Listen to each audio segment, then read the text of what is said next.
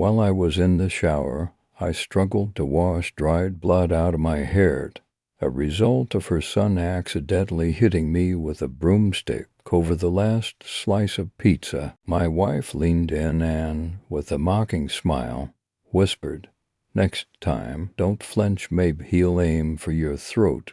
Her words stabbed right through me, and all I could do was fume in silence. This morning, my phone lit up with a string of missed calls, all pleading for me to answer. Here I am, hands shaking as I type this in some random Dunkin' Donuts, my family bombarding my messages. I've been married to Fiona for 3 years now.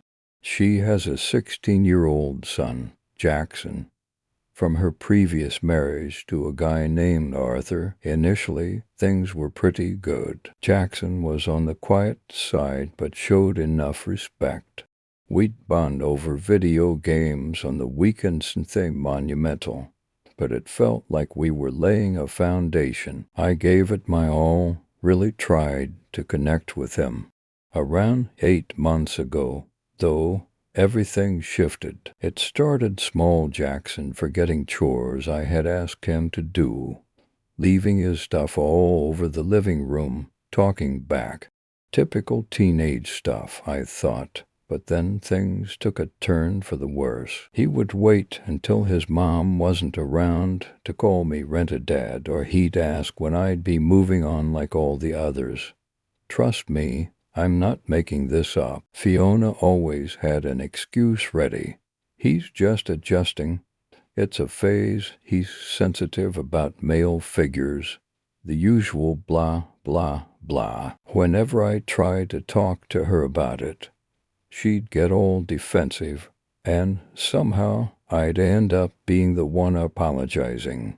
It was like living in Red Flag City, but I was too caught up to see it. Fast forward to 3 days ago, I stumbled through the door after a grueling 12-hour shift, absolutely exhausted and starving because I hadn't eaten since noon. I headed straight for the fridge and found one lonely slice of pizza left from dinner. Grateful, I heated it up and sat down to finally eat. That's when Jackson stormed in, demanding that I give him my food. "I just worked 12 hours and haven't eaten," I told him, suggesting, "There's cereal or sandwich stuff you can have." But he snapped back with, "My mom bought that pizza, not you." Trying to stay calm, I explained, "Actually, I paid for it with the grocery money yesterday." His response, "Whatever, loser." Ignoring him, I took a bite, thinking the worst was over. Suddenly, I felt a sharp crack across the back of my head. The little brat had hit me with the wooden handle of our broom. It all happened so fast. One moment I was on my feet, the next I was tumbling forward. My pizza launched into the air as I hit the ground, feeling a warm trickle of blood running down my neck. Dazed, I looked up to see Jackson standing there, battling back a smirk. "Oh, shoot. Sorry, dude," he said, the words barely hiding his amusement. The broom slipped. Really? The broom just happened to slip while he was supposedly sweeping the ceiling behind me. Sure. Then Fiona rushed in, her eyes flicking to the scene unfolding around me. I thought she'd ask if I was all right, help me up, something. But no, the first thing out of her mouth was, "Jackson, what did he do to you?" Just let that sink in for a moment. Here I was, with blood seeping from my head, and her primary concern was the imagined woes of darling Jackson. I was so astonished I could barely get a word out. Meanwhile, Jackson put on his most innocent face, insisting he was just cleaning, when the broom mysteriously flew my way. It was hard to believe, but there he stood, acting as if the whole thing was some kind of harmless accident. The object slipped right from his grasp. Fiona believed him without a second thought.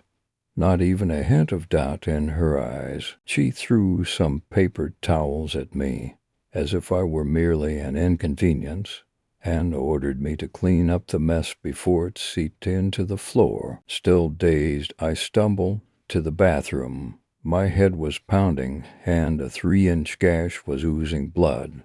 It probably needed stitches, but at that moment I couldn't bring myself to care. I cleaned the wound as best as I could manage and went to bed without uttering another word. Fiona didn't even bother to check on me. The next morning, Jackson sat across from me at breakfast, grinning smugly as if nothing had happened, and Fiona carried on as though everything was perfectly normal. Still feeling lightheaded, I went to work because, really, what choice did I have? That evening, I stepped into the shower, hoping to rinse the dried blood from my hair. It clung stubbornly, like glue. With my eyes closed and hot water running down my face, I sensed a presence in the bathroom. Opening my eyes, I saw Fiona standing there, her gaze fixed on me through the shower door, her expression unreadable. Then she leaned closer to the glass, her voice slicing through the steam-filled room. "Next time, don't flinch." Those words, sharp and cutting, change everything. "Maybe he'll aim for your throat next time," she said with a chilling calmness, as if she were casually sharing the day's weather forecast. Her serene demeanor remained unchanged as she flashed a serene smile, picked up her face cream, and left the room. It was as if she hadn't just planted the idea that her son should try to kill me in my mind. I was left standing under the shower's now cold stream, my thoughts racing uncontrollably. Did I just hear that right? Was this some twisted joke? But the look in her eyes, there was no humor there. When I finally got out, a notification on my phone caught my eye. Fiona had meant to text Jackson, but she mistakenly sent it to our family group chat before hastily deleting it. Too late, they had seen the preview. "He's such a pushover, LOL," followed by an emoji bleeding emotion. In that moment, I didn't snap in anger, but in awakening. Everything instantly fell into focus.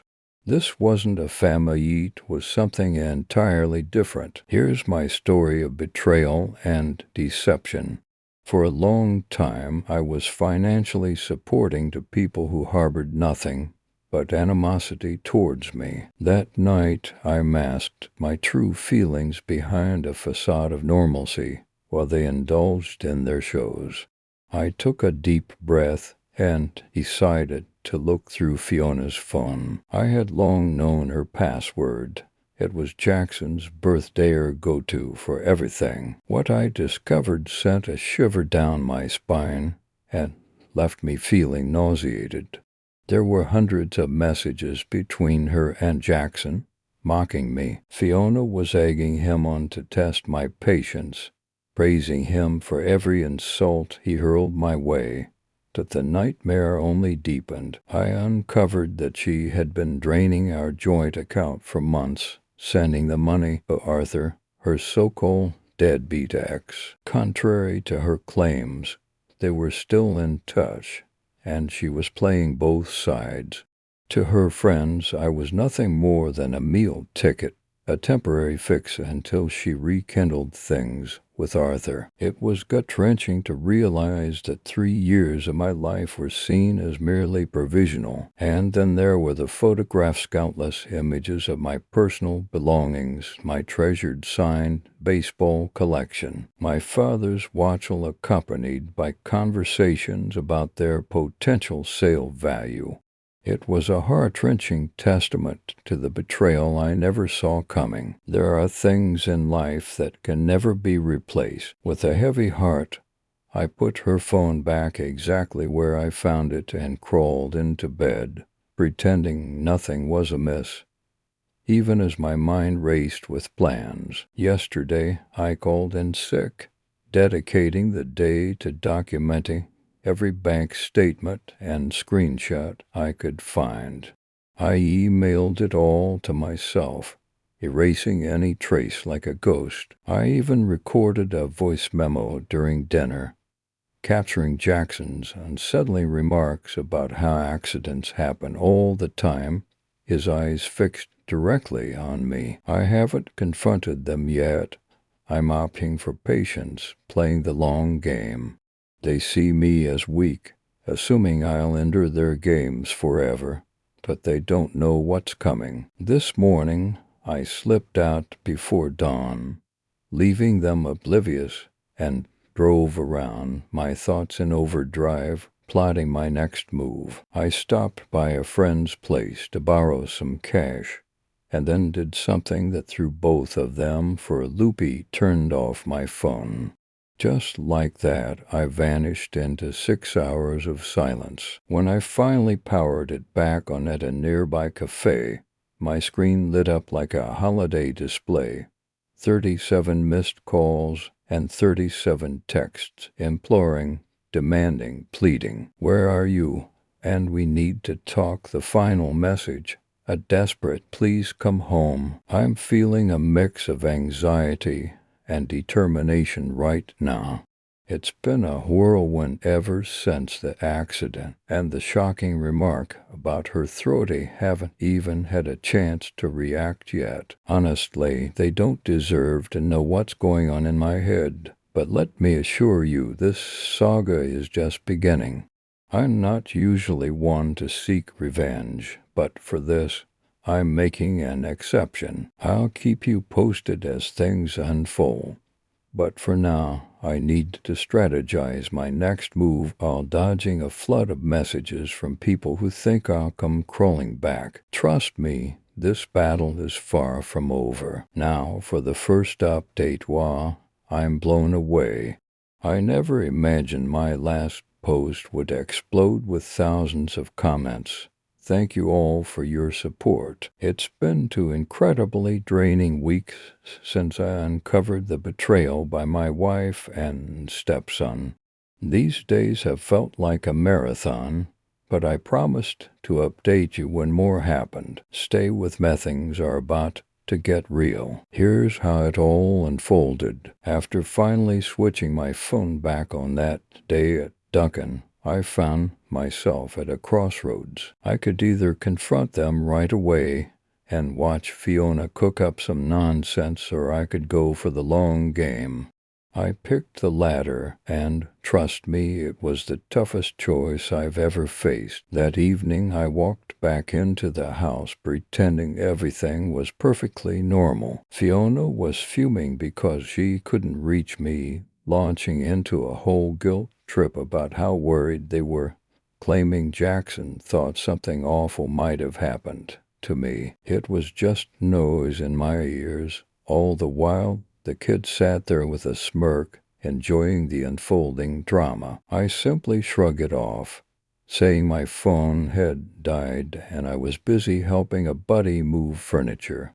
She clearly didn't buy it, but that didn't matter. Later, once everyone was asleep, I initiated what I dubbed Operation Get the Hell Out, first on the list. Money? The next morning, I went to a completely different bank to open a new account. At my job, I updated my direct deposit information, casually telling my supervisor it was urgent, and, thankfully, he didn't ask any questions. Thanks, Mike, you're truly one of the good ones. After our last conversation, I decided to dive deeply into our finances, inspecting every detail with the utmost precision. What I uncovered was far more alarming than I had ever imagined. Not only had Fiona been secretly funneling money to Arthur, but she had also opened 3 credit cards under my name, completely unbeknownst to me.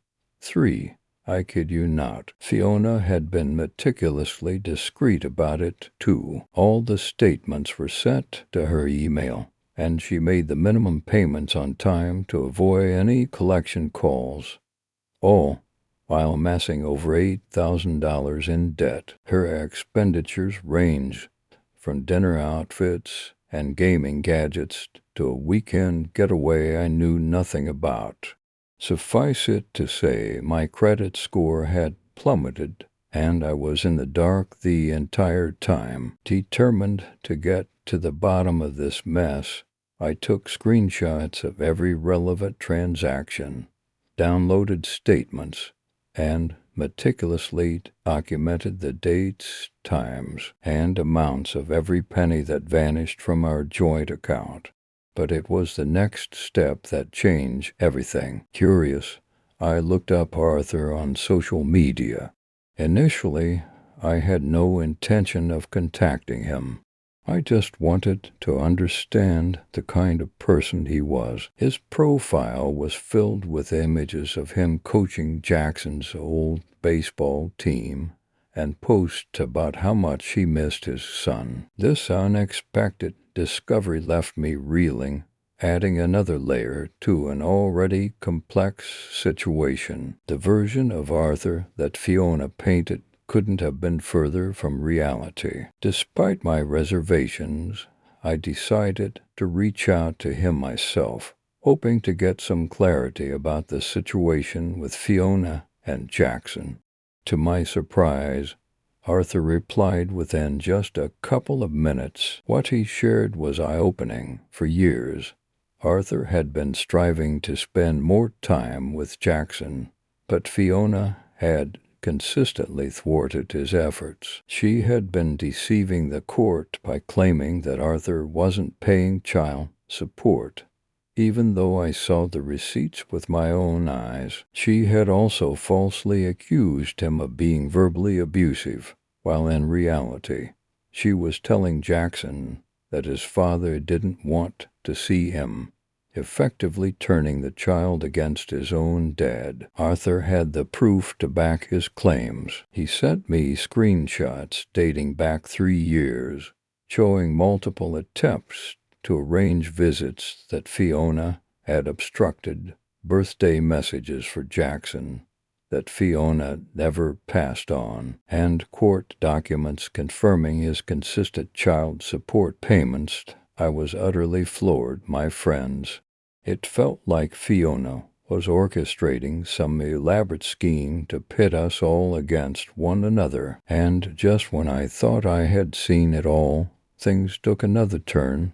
While rummaging through our home office, I stumbled upon Fiona's old laptop. Although it was password protected, I knew her well enough to guess she'd use something predictably familiar. Date of Jackson's birth. Jackpot. I stumbled upon a hidden folder packed with photos of her and Arthur from 6 months ago, right during our marriage.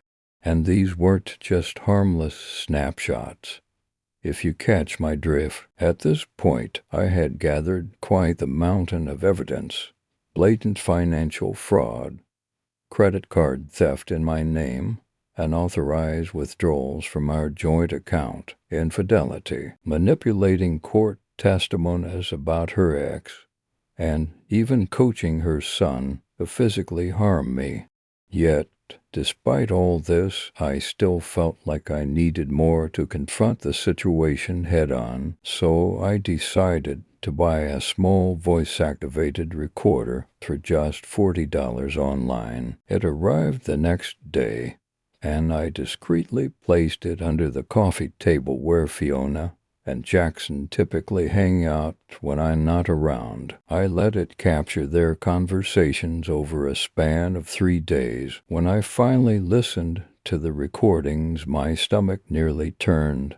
The way they talked about me in my absence was gut-wrenching. Fiona referred to me as her walking ATM, and Jackson laughed proudly about hitting me with a broom. Fiona casually mentioned how she was working on getting Arthur back, planning to dish the loser, aka me, once she succeeded. They even plotted about getting me to add her name to the house deed so she could claim half when she left. It was all part of a scheme she had been meticulously planning for months. The recorder even caught Fiona on a call with what I assumed was her friend, Wanda. In that chilling conversation, they detailed their strategy as if it were a game. I was her investment, but things weren't going as she planned. She was disappointed because I was cautious with money and didn't have the wealth she assumed when we tied the knot. Well, sorry I don't have a trust fund, Fiona. Some of us actually work for what we earn. Despite the rage boiling inside me, I kept up the facade of a normal husband at home, cooking dinner, watching TV together, and sharing a bed with a woman who was scheming to take everything I owned. Just when I thought I was running out of options, I stumbled upon a breakthrough.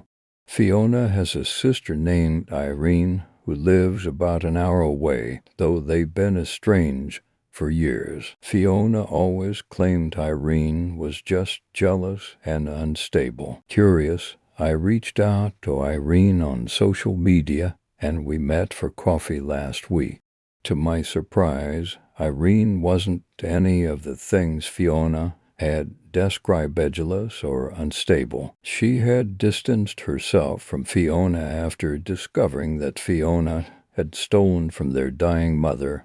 Irene painted a vivid picture for me. Apparently, Fiona has a pattern. She lures indecent guys, drains them of everything, and moves on to her next target. Irene even had evidence to back up her warnings: photos of jewelry that vanished from their mother's house, screenshots of Fiona boasting to friends about her system for finding providers. Irene cautioned me that Fiona probably already had an exit strategy planned, which included framing me as abusive. This revelation hit hard, but it gave me the clarity I needed to see the real Fiona, so she could manipulate her next prey for sympathy and cash. While I was busy gathering evidence at home, I had no choice but to put on a brave face and act like everything was normal. Those were the most challenging 2 weeks of my life, pretending everything was perfect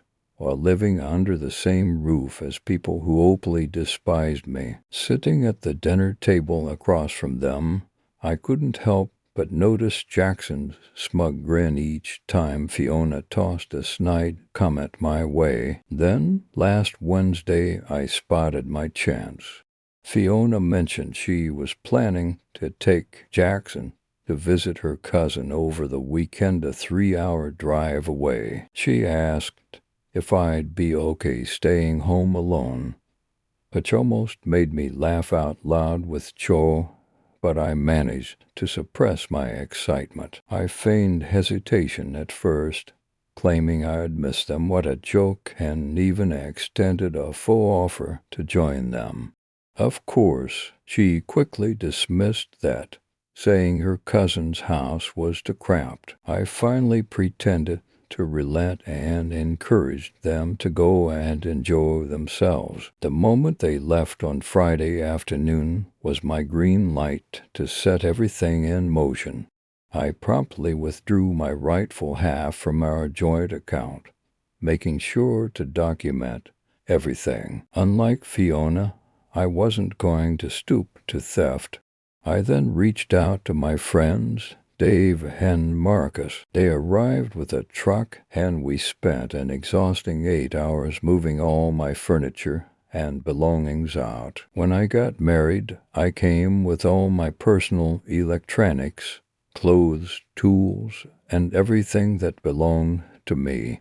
I decided to move everything to a small apartment I secretly rented last week. It's not luxurious, but it's mine, and she doesn't know where it is.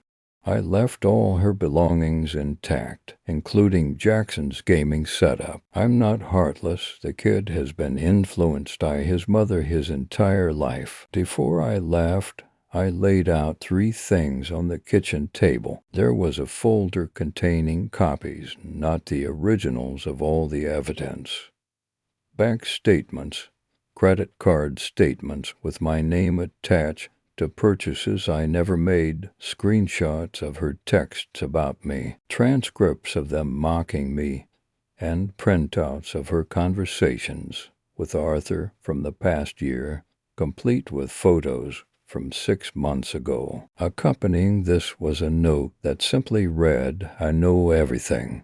Lawyer up, I placed my key on top and walked away. They weren't expected back until Sunday evening. I spent that weekend setting up my new place, canceling our joint accounts, and filing fraud alerts for credit cards I never opened. It was a Sunday evening at precisely 7:43 p.m. when my phone erupted with notifications. In just half an hour, I had 28 missed calls. Fiona's voicemails were a chaotic mix of emotions, first shouting, then breaking down into tears, shifting to threats, and finally desperate pleas. Meanwhile, Jackson sent me texts, hurling every insult imaginable, but his tone flipped once he realized I had recordings of him admitting that the broom incident wasn't an accident. Fiona bombarded me with more messages, oscillating between threatening me and trying to reconcile, insisting that we could work things out, claiming she didn't mean any of it, and that I had misunderstood everything. When they returned on Sunday night, they found an empty house, save for their belongings and a lone envelope, no note to explain my whereabouts, no clarification aside from the evidence I had left behind. That's when my phone really started going off. It's been 2 days now. I haven't replied to any messages. My lawyer, who I consulted last week, advised me to remain completely disengaged. Everything goes through him now, a reality born of Fiona's latest ploy. She's having her friends bombard me with messages claiming I'm tearing a family apart and leaving Jackson heartbroken. Jackson, same guy who once hit me with a broom and laughed about it. This morning I woke up in my new place. It was serene, the kind of peace I haven't felt in months. For the first time, I wasn't tiptoeing around, afraid to disturb the fragile calm. But make no mistake, this isn't over yet. The real drama is about to unfold in part 3, when the true impact of everything finally hits. Right now, Fiona believes this is just about me walking away, but she has no clue what's on the horizon. Thank you for sticking with me. Everyone at the storm is about to break. Hey everyone, it's been a whirlwind month since my last update, and wow, I'm blown away by everything that's happened. I had to silence my phone notifications because the response was overwhelming. Thank you all for the incredible support. Reading your comments has been a lifeline, helping me stay grounded during some of the toughest nights. But where do I even begin? The morning after I moved out, I woke up in my new apartment to an uncanny silence. For a split second, I was disoriented by that familiar rush of panic you feel when you awaken in an unfamiliar place. And then it hit me. No Jackson stomping through the halls.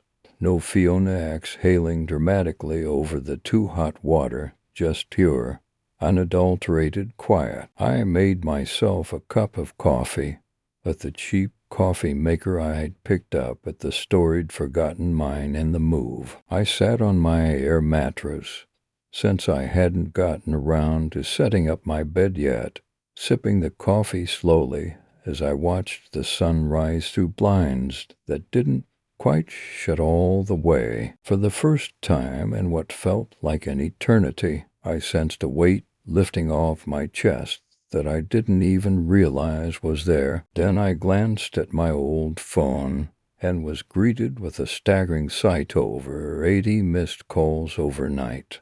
Yes, you read that right, 80. not exaggerating. The messages began with hostility. Fiona bombarded me with insults, threatening to involve the police over alleged theft from our home. But soon confusion crept in as she finally took the time to read the evidence I had compiled. By morning, desperation set in, yet I stayed silent, choosing not to respond just yet. I had a plan to execute. The first step was emailing everything to Arthur, every piece of documentation revealing how Fiona had been deceitfully manipulating the courts against him. She had twisted Jackson's relationship with his father and squandered the child support money for her own indulgences, while wrongly claiming Arthur was neglecting his financial duties. I even included photos I discovered on her laptop of the two of them together from just 6 months prior. Next, I crafted a meticulously worded email to Fiona's boss. It wasn't dramatic or accusatory.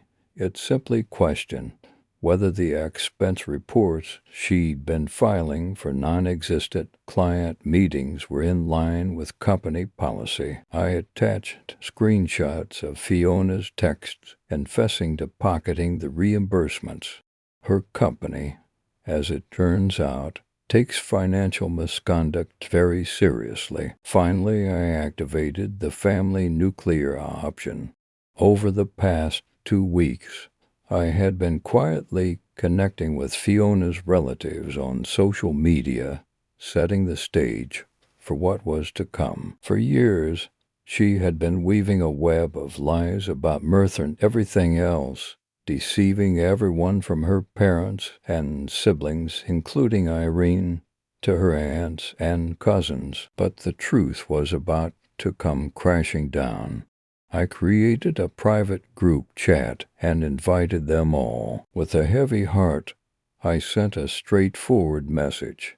I was leaving Fiona after uncovering her infidelity and financial fraud. I expressed my regret that things had come to this and thanked them for once welcoming me into their family. Then I included a bombshell document filled with dates, times, and screenshots backing up every claim. And let me tell you, news spreads quickly in this family. Within 3 days, Fiona's mom was on the phone demanding answers. Her father was furious about the credit card fraud. An aunt who had lent Fiona money under the false belief that I was financially abusive was threatening legal action. Meanwhile, my lawyer wasted no time filing for divorce and financial separation and reporting the credit card fraud Fiona had committed in my name. There was even a police report filed about an assault with a broom, not necessarily to press charges against Jackson, but to ensure everything was on record. By day 5, Arthur's lawyer reached out to Fiona about revisiting custody arrangements. Armed with this new evidence, it turns out lying to family court judges about a child's parent is not something taken lightly. Fiona's carefully constructed facade was crumbling as the truth bore down, and I could only hope this marked the beginning of a fresh start for me and Arthur. Who would have thought it would come to this? 7 days have passed. Fiona has been suspended from her job as a result of an ongoing investigation into some financial discrepancies. Day 10 arrived, and I finally picked up one of her persistent calls. On the other end, her voice was barely recognizable through the sobs. She pleaded for relief, claiming I had wrecked her life and left her on the edge of losing everything: her relationship with Rob, custody of her kids, family support, and the financial stability that depended heavily on my income. She went on and on, pouring out her desperation, and I listened in silence. I didn't gloat or interrupt. I simply let her words spill out until she had no more left to say. Finally, I spoke. "Everything that's happening now is a direct consequence of your choices," I said, and then I ended the call. Was it harsh? Perhaps. But after enduring 3 years of her manipulation and literal blows to the head, my well of sympathy had run dry. The following weeks were a dizzying whirlwind of lawyer consultations, endless paperwork, and repeatedly blocking new numbers as Fiona tried desperately to reach me through her friend's phone. After I blocked hers, something completely unexpected happened. A message request popped up on Discord from someone I didn't recognize. It turned out to be Jackson. I almost deleted it without giving it a second glance, but curiosity got the better of me. His message was a surprise. No profanity, no threats, just a simple plea. I didn't know about the credit cards or the stuff with my dad. Can we talk? Despite my better instincts, I agreed to meet him. We chose a coffee shop near my new place, a public spot in broad daylight where surprises would be less likely. When I arrived, I barely recognized Jackson. He seemed smaller. Somehow, his shoulders slouched with deep circles under his eyes. He confided that he'd been crashing on a friend's couch ever since the electricity was cut off at his house. Apparently, Fiona hadn't paid the bill in 2 months, choosing to spend the money elsewhere. We sat there for a while in uncomfortable silence, until finally he broke it. Jackson revealed that his mom had been spinning tales about Arthur for years. After I left, Arthur managed to get in touch with him directly. He showed Jackson evidence of all the attempts he made to see him, all thwarted by Fiona. The revelation left Jackson reeling, his whole world turned upside down. Imagine the bitterness of discovering that your own mother has been deceiving you all along. Have started investigating her for embezzlement. It's like watching a house of cards crumble, one precarious card at a time, each one hitting the floor with more drama than the last. But let's rewind to the beginning.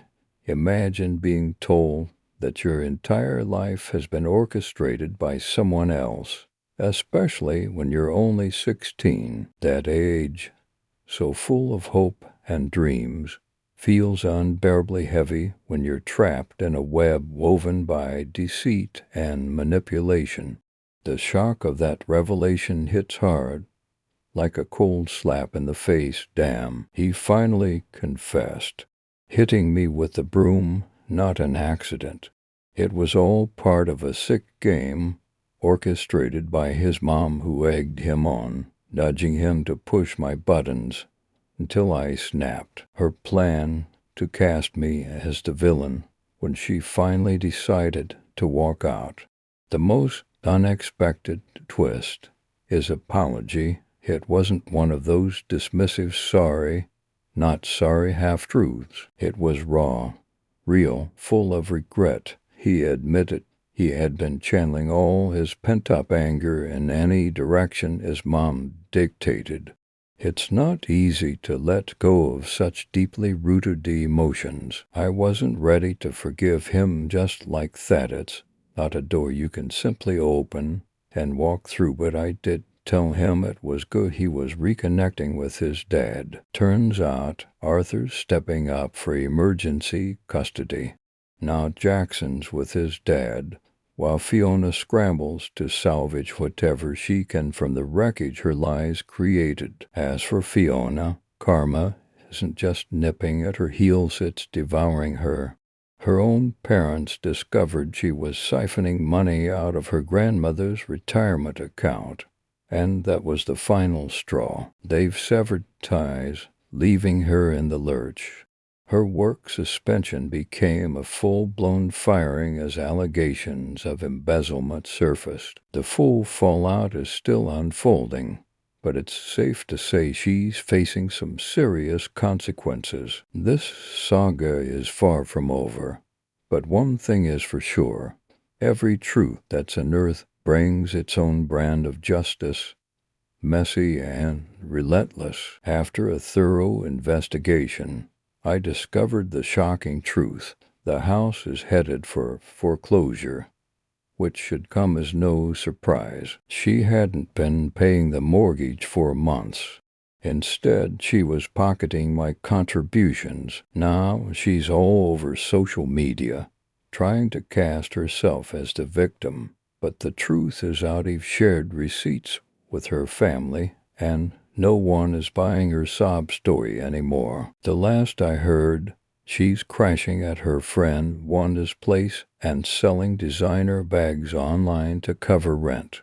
Ironically, those are the same bags she bought using credit cards under my name. Yesterday, I was handed divorce papers not by my lawyer, but from Fiona, who found some bargain basement attorney willing to take her case. The claims are absurd.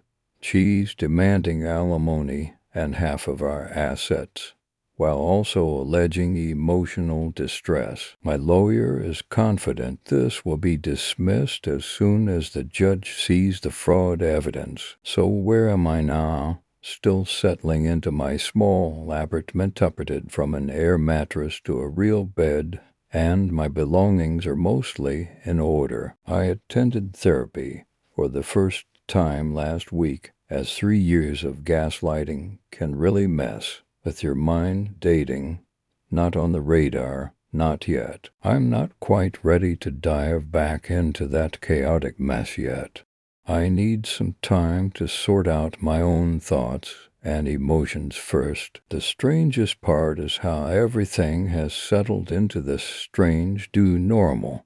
I can cook my own meals without anyone nitpicking every move. I can watch whatever I desire on TV. And more importantly, I no longer feel like I'm tiptoeing around in my own home. Last week, I bumped into Jackson and Arthur at the store. It was awkward as hell, but we managed to keep it civil. The kids are still in school and receiving counseling. Arthur seems like a decent guy who got caught in the same web spun by the woman who nearly destroyed me too. Am I over it? Almost. The divorce should be wrapped up in a few months, and the credit card fraud investigation still in progress. Each day is a step forward, and let me tell you, there's something I never thought I'd feel again. Peace.